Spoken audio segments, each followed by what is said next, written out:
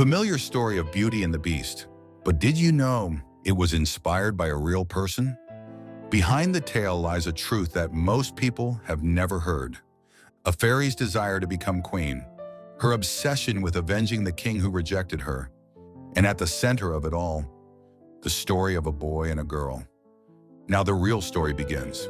In the 16th century, on the Spanish-controlled island of Tenerife, a boy was born, his body completely covered in hair from birth. His name was Petrus Gonsalvus. He became the first officially documented case of congenital hypertrichosis in European history, a rare genetic condition that causes excessive hair growth all over the body due to a gene mutation, according to modern medicine. In 1547, around the age of 10, Petrus was taken by Margaret of Parma, the governor of the Netherlands, and sent as a curious gift to the French king, Henri II. He was called the Wild Man, or the Beast of the Canary Islands, and he quickly became a spectacle in the royal court. Though he was given a noble education, studying Latin, philosophy, literature, and etiquette, he was still treated not as a person, but as a rare oddity because of his appearance. At royal banquets, he was a subject of fascination. To doctors, he was a living specimen. He lived at the heart of civilization, yet always stood just outside of it.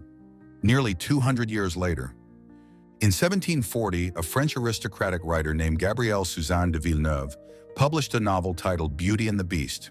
In an era when women were still regarded as the property of men, she wove a radical idea into her fairy tale: that a woman could choose whom she loves. In her story, the Beast was a prince cursed for his appearance.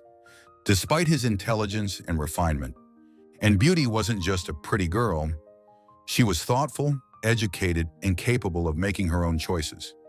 Scholars now say this story was likely inspired by a real-life couple, Petrus Gonsalvus and Catherine Raffelin. Petrus was the man whose body was covered in hair from head to toe. Catherine was said to be a lady-in-waiting to Queen Catherine de' Medici of France. Their marriage became known as the Tale of the Beast and the Beauty. It stirred both fascination and scorn across European courts. About half of their children inherited their father's rare trait, and their faces still live on today, captured in painted portraits. Yet despite their noble marriage and well-educated children, society never truly saw them as fully human. And so, a story born from real lives was passed into the world of fairy tales. Before we begin, if you love discovering stories hidden behind the fairy tales, don't forget to hit the like button. It really helps us bring more of them to life. A girl arrives at a mysterious castle, all because her father plucked a single rose. At first, she steps inside, trembling with fear, but soon she senses an unexpected warmth hidden within the castle walls. Every night, the Beast asks her, "Will you marry me?" Beauty is grateful for his kindness, yet something always holds her back. A quiet, invisible distance she cannot quite cross.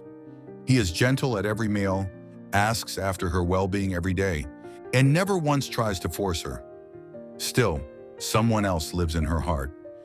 A man who appears in her dreams each night, a mysterious prince with soft, tender eyes. And in those dreams, a fairy whispers again and again, "Don't be fooled by appearances. True things are invisible to the eye." As time passes, Beauty tells the Beast she misses her family. He nods and quietly gives her one condition: "If you don't return within 2 months, I will die." She returns home using a magical ring. Surrounded by luxury and comfort, her sisters grow jealous, and her brothers try to keep her from going back. And eventually, she forgets the promise. On the night of the 2nd month, Beauty dreams of the Beast, collapsed in a desolate wasteland, clinging to life. Startled awake, she asks herself, "If I lose him, could I live with that?" Without hesitation, she slips the ring back on and is transported once more to the castle. Deep within the garden, in the heart of a cave, she finds the Beast already fallen. Clutching him as he draws his final breath, she cries out, "Please open your eyes, come back to me, I love you." And with those words, miraculously, he awakens. And the next morning, lying beside her, was the very prince from her dreams. In that moment, the curse was broken. But as the enchantment faded, a greater truth began to surface. One born from the twisted desires of a single malevolent fairy. The tale of revenge begins long ago. On the distant and enchanted Fortunate Island, a malevolent fairy longed to marry its king Edelmar, but the king gave his heart to another fairy and broke the laws of their realm by marrying her instead. Consumed by fury, the malevolent fairy devised a plan of threefold vengeance. First, she invoked the laws of the fairy world, accusing the fairy who had married the king of violating sacred decrees. She brought her case before the queen of the fairies, and as a result, Beauty's true mother was sentenced to eternal imprisonment. Then the malevolent fairy unleashed a vicious lie across the island, that the queen had died of illness, erasing her from memory as if she had never existed. Worse still, she faked the death of the newborn princess, Beauty, plunging King Edelmar into despair, believing his daughter was gone forever. Finally, she paid a greedy human couple in gold and ordered them to kill the infant Beauty. But this horrific plan was uncovered by a good fairy. The good fairy transformed into a bear, fought off the would-be killers, and in secret exchanged Beauty with the daughter of a merchant who had just died from illness deep in the forest.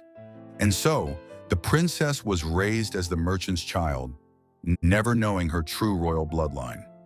Years later, the malevolent fairy set her sights on another kingdom, where she discovered a young prince. His father had fallen in battle, and his mother, the queen, was away leading the war effort, separated from her son. Seizing the opportunity, the malevolent fairy approached the queen, calling herself the boy's godmother. She offered to care for him in the queen's absence. But from the very beginning, her intentions were dark. One day, she would make the prince her husband. Time passed, and when the prince came of age, she revealed her true desire. "The time has come for us to marry." Horrified, the prince replied, "You were like a mother to me. I could never." Enraged by his rejection, the malevolent fairy cast a cruel and binding curse. "Only one girl in this world can restore you to your true form, but she must know nothing. Not your name, not this curse, not even that you are under a spell. Only if she chooses you freely, with love alone, will the curse be broken. But if even a single soul discovers the truth, the curse shall remain forever." The prince's mother, even after learning the full truth, chose silence for the sake of her son. And in that very moment, the good fairy appeared once more. To protect the cursed prince and the castle he lived in, she cast a powerful spell, one that cloaked the castle from the outside world and summoned invisible hands to tend to the prince's every need. In that quiet, enchanted place where everything moved as if by magic, the prince endured years of solitude. But the good fairy was not done. She had one final plan: to guide the true princess, Beauty, to the heart of the beast's hidden world. And so their destinies were set in motion. And so Villeneuve's Beauty and the Beast comes to a close. These weren't mere fantasies. They were mirrors reflecting how society once viewed those who were different. The beast she created was not a monster, but someone the world refused to accept, simply because of how he looked. And Beauty became a symbol of free will. A woman who chose love on her own terms and crossed the boundaries others feared. Perhaps through their story, Villeneuve was really asking us, the real monster is the one who cannot love. Her story doesn't simply end. It turns to us and asks, how ready are we to embrace those who are different? Do our eyes still judge? Are we still calling someone a monster without ever seeing their heart? And finally, who created the beast within us? Once upon a minute, in the next tale, the boy who wished to become real, Pinocchio, a tale of lies and truth, and the fate that awaited him. Don't forget to subscribe and turn on notifications.